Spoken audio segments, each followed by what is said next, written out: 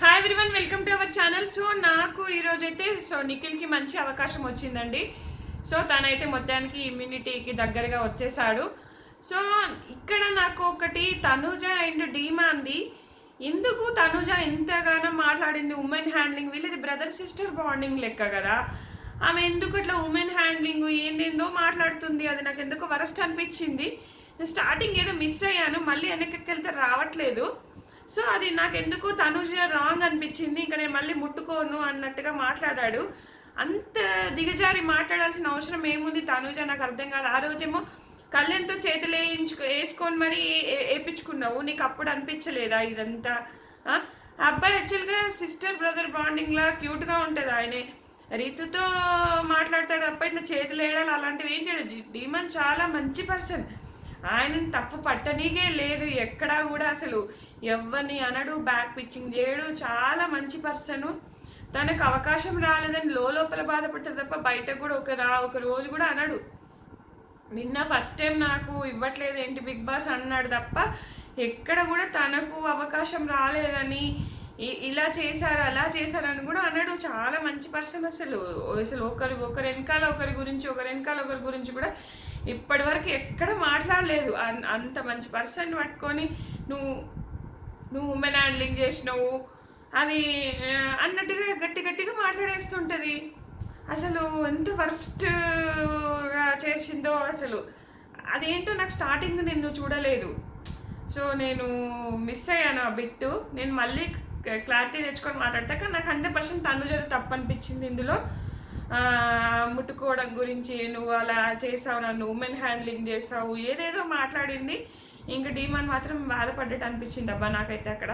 So ఇక్కడ demon అయితే తప్పు ఉండదు, ఖచ్చితంగా తనుజాని నోరు జారి ఏందేందో మాట్లాడేస్తుంది. ఇంకొకటి ఏదో గోదావరి స్లాంగ్ గురించి కూడా ఎక్కిరిచ్చింది అన్నట్టుగా ఉందన్నమాట. చూద్దాం అండి ఏం ఎక్కిరిచ్చింది ఏంటి అనేది. నేను కొన్ని చూశాను అనమాట స్టోరీస్, అదేంటి కూడా క్లారిటీగా మాట్లాడతాను. సో ఈరోజైతే గౌరవ్ అయితే వరస్ట్గా చేశాడబ్బా. ఎవరైనా ఓడిపోతే ఇంకా పీల్చి ఇది చేస్తుంటాడు. భరణి వల్లనే ఓడిపోయాను, ఆయన 2 సార్లు పడేసిండు. ఎందుకింత నస నాకు అర్థం కాదు. స్పోర్టివ్ స్పిరిట్ లేదు. ఇది తనుజ కదా అప్పుడు కళ్యాణం బట్టి ఎట్లా పడ్డదో ఈరోజు కూడా అదే. భరణి గారి వల్ల నా ఇమ్యూనిటీ పోయింది. ఇద్దరు కలిసి గేమ్ ఆడినప్పుడు ఏదో ఒకటి జరగచ్చు. ఆయన కూడా బాధపడ్డాడు, నా వల్లనే పోయింది, సారీ గౌరవ్ అని చెప్పి. నాకు కూడా నస ఏం నసబ్బా నాకు అర్థం కాదు. డీమాన్ ఇక్కడ కూడా ఎక్సలెంట్ అనిపించాడు. ఆపోజిట్ పర్సన్స్, స్ట్రాంగ్ పర్సన్స్ ఎంచుకున్నాడు.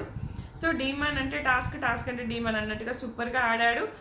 అలాగే నిఖిల్ కూడా అంత పొడవు ఉండి ఆ కాళ్ళు పెట్టలేక చేయలేక చాలా బాగా ఆడాడు అనిపించింది. సో నిఖిల్ కూడా వీళ్ళిద్దరు చాలా బాగా ఆడారు గేము.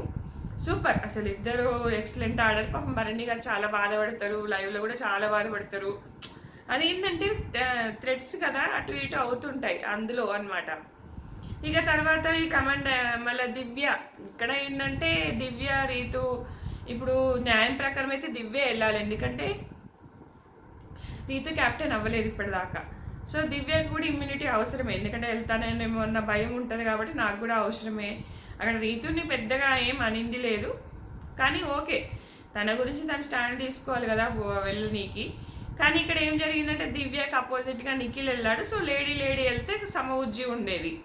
సో నిఖిల్ చాలా ఫాస్ట్గా తీశాడు. సో మంచిగా ఆడాడు. మొత్తానికి నిఖిల్ నిరూపించుకొని రాజు అయితే అవడం జరిగింది. ఇక్కడ దివ్యకి కొంచెం తనుజ దివ్య ఇళ్ళలో సంజన తనుజలో ఎవరో ఒకరు వచ్చుంటే ఈమెకు పోటీ కరెక్ట్గా ఉండేది, ఎవరు గెలిచారు అనేది అర్థమైంది. సో ఇంకా తర్వాత స్పోర్టివ్గా తీసుకుందిలే దివ్య. ఫస్ట్ కాసేపు బాధపడుతుంది కానీ స్పోర్టివ్గా తీసుకొని ఇంక వెళ్ళిపోయింది. సో అంతవరకు ఓకే. ఇక మనకు లైవ్లో అయితే వాచెఫ్ వచ్చాడు, వాళ్ళకంతా వంటలు వండి పెడుతున్నారు ఈరోజంతా. ఇంక ఇదే టైంపాస్ అనమాట వాళ్ళకి. సో టాస్క్ల వరకు అయితే ఓకే. ఇక రేపు మనకు డీమాన్కి కళ్యాణ్కి పడబోతుందా, రేపు ఎట్లా ఉండబోతుంది టాస్కులు, అవి ఎప్పటికప్పుడు అయితే అప్డేట్ షేర్ చేస్తూనే ఉంటాను. సో నేను తనుజది క్లారిటీ రాగానే చెప్తాను అది ఏం జరిగింది ఏంటి అనేది. నాకు ఎందుకో అది కొడుతుంది. ఇక తర్వాత వీళ్ళు చిట్స్ వేస్తారు కదా తనుజ వాళ్ళు. చిట్స్ వేసినాక మళ్ళీ ఆ చిట్స్ అనవసరంగా వేసామని బాధ. తనుజ ముఖం చూడాలి అసలు. ఎట్లా అంటే ఆమెకు అన్నిట్లా లావనే ఉండాలి, అన్నిట్లా లావనే ఆడాలి, అన్నీ నేనే చేయాలన్న ఒక వే ఉంటుంది చూడు, భలే ఉంటుంది అసలు ఆమెది నిజంగా.